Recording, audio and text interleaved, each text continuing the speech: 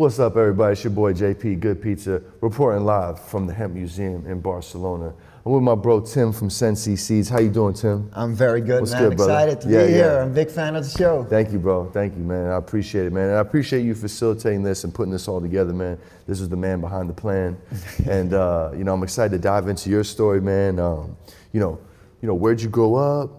What was the upbringing like? And then we'll dive into your history with Sensi Seeds, bro. Yeah. Well, I grew up in the south of Holland in a little farm village. The city was a bit too far away by bike, so we usually were dependent on local pushers that had weed. Okay. How was the weed out there in your time? Yeah, good. Like indica, it was like outdoor mostly. Like Okay. from the summer and stuff. You would get like batches from friends. They you would get your own network. And we had a local grow shop where you could buy your stuff. Like that was pretty easy in Holland. The brands, the fertilizers and stuff to get that. Yeah.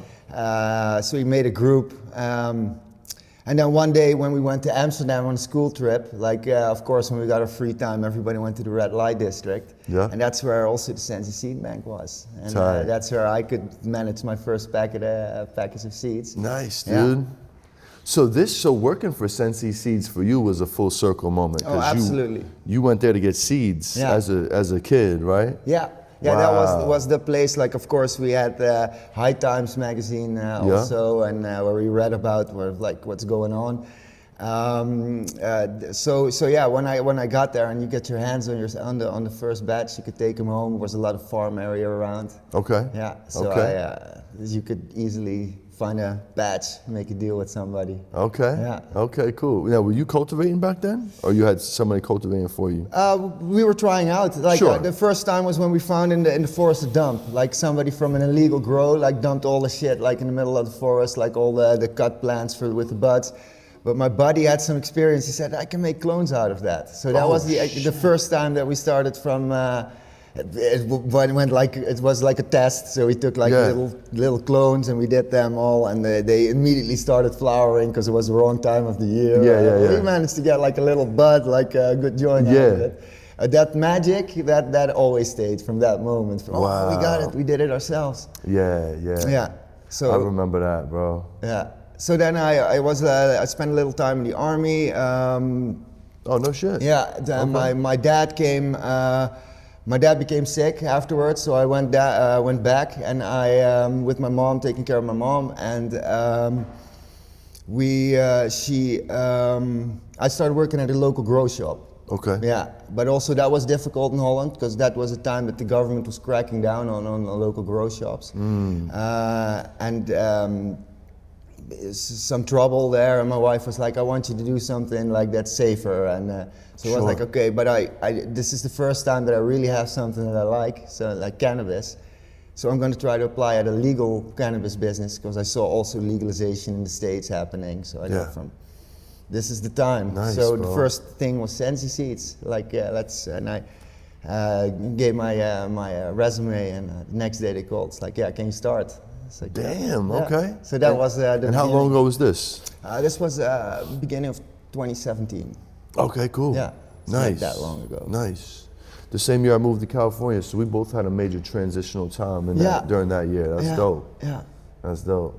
And how has it been with Sensi Seeds so far, bro? How you enjoying yourself? Yeah. You look like you're having fun, man. I started out in the museum in Amsterdam at behind the desk, and then I got the audio tour, so I learned so many things and really got inspired by even more by the Dronkers family and what they were doing. Yeah. And then I got excited, and then I moved to the store, started working with the genetics, started learning about the genetics. Then they knew, I had an understanding of the plant, so I did customer service for a while there because they also needed people to help out, what's going wrong, to recognize problems when people are having issues. Yeah.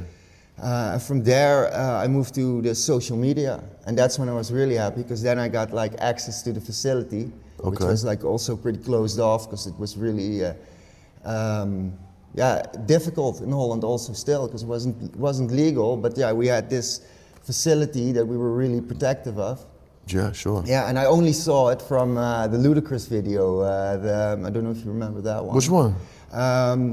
Blueberry Yum Yum? Nah, bro. I don't think I've seen that one. I'm going to have to watch that, yeah, bro. Yeah, watch it. Like, it's Blueberry Yum Yum. We never like really took credit for it because that was the time that we had to be silent. But they came in and we let them shoot a video for Blueberry Yum Yum in the facility. Like, that was 2010 or something. Damn, bro. Okay. Yeah.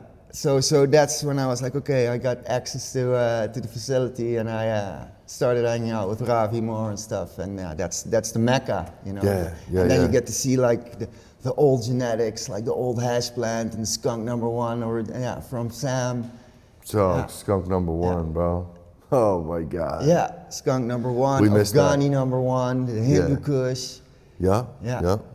Yeah, those are the original Jack.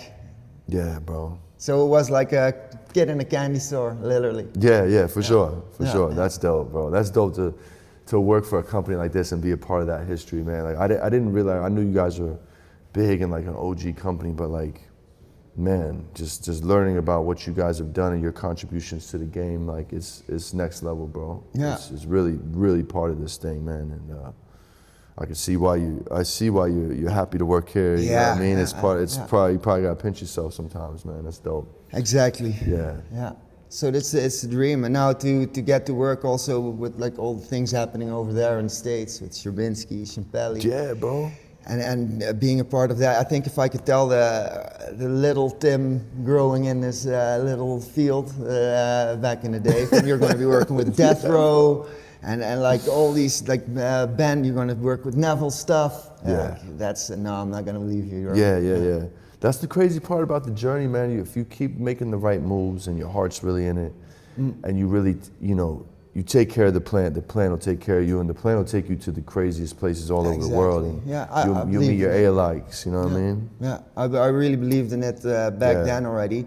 But yeah, you get the stamp of a stoner real quick. Yeah. People are like, yeah, that guy will never do anything. He's too high. Yeah. So it's fun now, like. Successful stoners, man. We break the stigma. Exactly. Yeah, for sure. Motivated stoners. Yeah, exactly.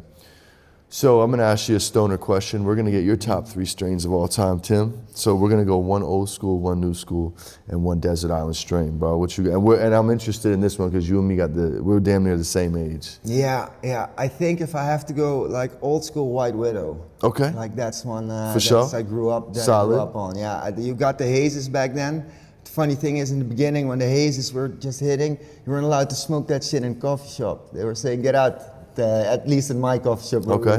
Why was that? Yeah, it smelled too much. It stank too much. Yeah, the hazes, they were like too smelly. Okay.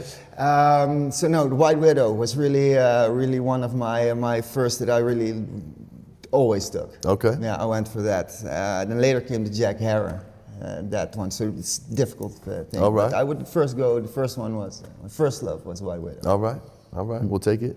Desert Island. What you smoking for the rest of your life? Kosher Kush.